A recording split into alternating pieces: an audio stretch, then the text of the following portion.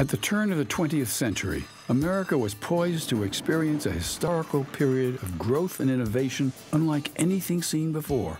In 1903 alone, we witnessed the first flight of the Wright brothers at Kitty Hawk. Jack London released The Call of the Wild, and the Boston Red Sox won the first Baseball World Series.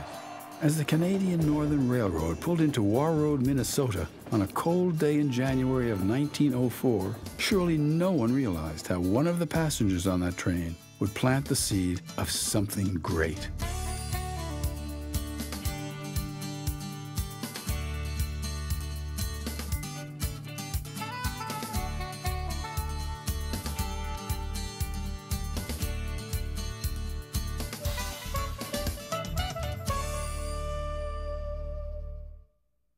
He was a very slender man, very spry. He had a real spark in his eye, a real spirit.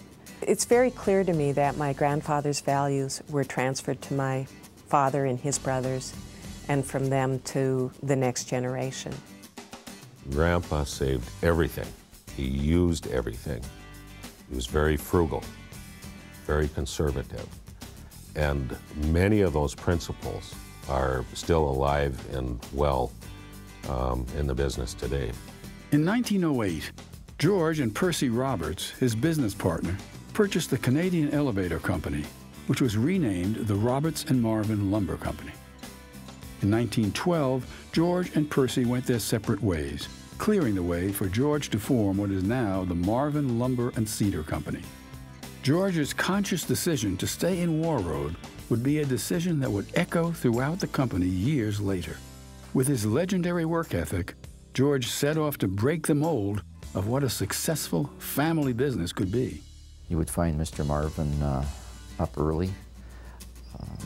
Sometimes when I would go into work early, I would see him at the up at the lumber yard already opening the doors, probably around 6 o'clock in the morning.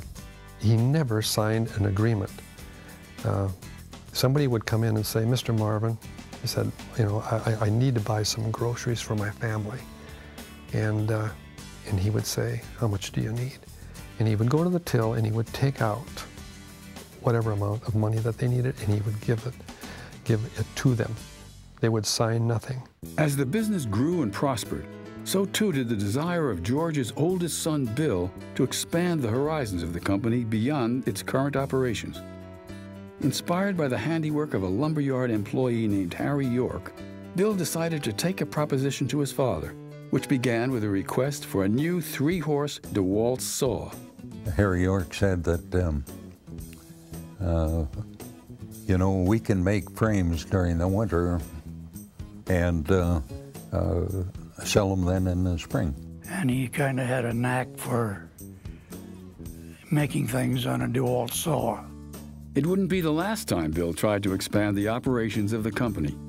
You could imagine George's surprise when, upon returning home from a stay in the hospital, he learned that not only had Bill ordered a double end tenon, he had to remove part of a wall to install it. And he said, now what would you rather have, that double end tenoner or a new elevator, which we need? The unsaid question was, you better damn well be right. It's gone from a small local mill shop to making a label line national window line of very high performance and high quality.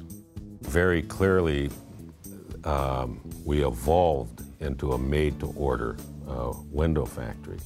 The underlying philosophy there, virtually whatever the customer wanted or required, we would figure out a way to do it. If it hadn't been for Bill Marvin, there would be no Marvin Windows and Doors as you know it today. Through the 40s and 50s, the production of windows at the Marvin Lumber and Cedar Company rose steadily to compete on a regional level in the wood window business. Just when the business seemed to be hitting its stride, the floor fell out from under the company, literally. On a warm June night in 1961, the hopes and dreams of the family business went up in a fiery blaze. It was a disaster that could have meant the demise of the promising window manufacturing operation and the loss of the many jobs the business provided for the town. I will never forget sitting with a rag wrapped around a hose, trying to keep the water in it so they could get it, so it would get to the fire. There's a lot of emotions that go on when you're right there. And for me, it was a job going up in smoke. For the Marvin family, you know, it was what they had put a lot of their life into. The building and all the machinery were a total loss. Nobody knew what was going to happen. In my own mind, I knew we were going to start again. I just knew it. I can remember sitting in a meeting with my father and my uncles, and my Uncle Tut said, "By God, this is home. I'm staying here if I have to dig ditches to make a living." And if you think about that, that in itself is the commitment to the community. My father, who was in his 70s or 80s at the time, said, "We'll start tomorrow and we'll build it bigger and better." And that's what happened. And rebuild they did. With a clean slate to work with, there was enough room on the new site of the plant to expand well into the future. With that expansion would come many innovations, both in the window industry and to the business world in general. For many years, Marvin has been a pioneer, from outfitting a cold truck to deliver windows to customers to the development of made-to-order manufacturing. Each inventive idea was revolutionary at the time of its implementation and was eventually adopted by the rest of the industry. We reintroduced the round top window to the marketplace in 1980, 1981.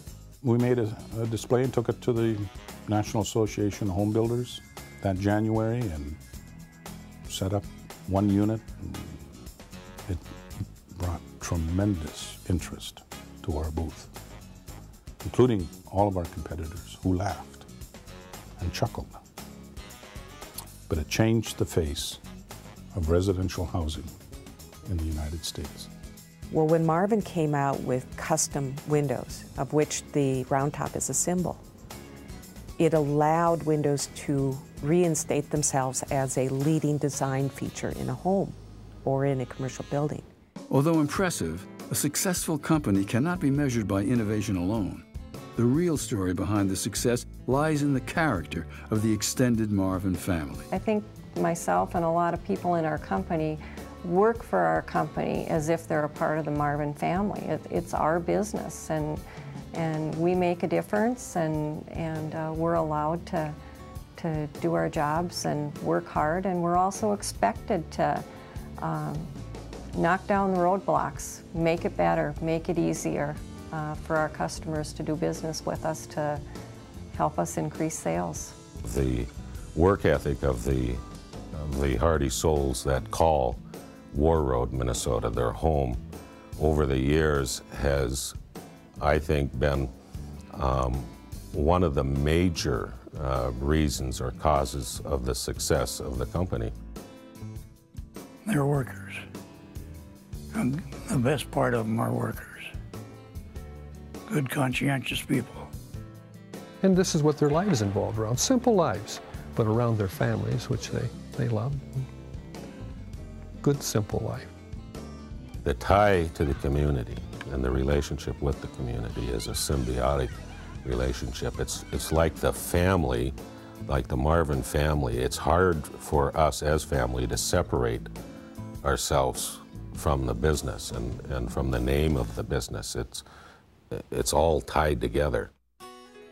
Businessman, humanitarian, pillar of the community.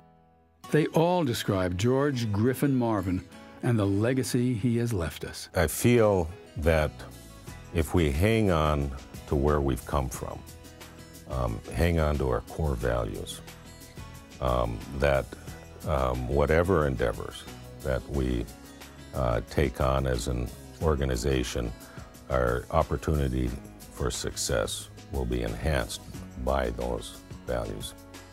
We like to be known as a company that will stand behind their product. And we have done that. I think the legacy of responding to the customers will and can continue.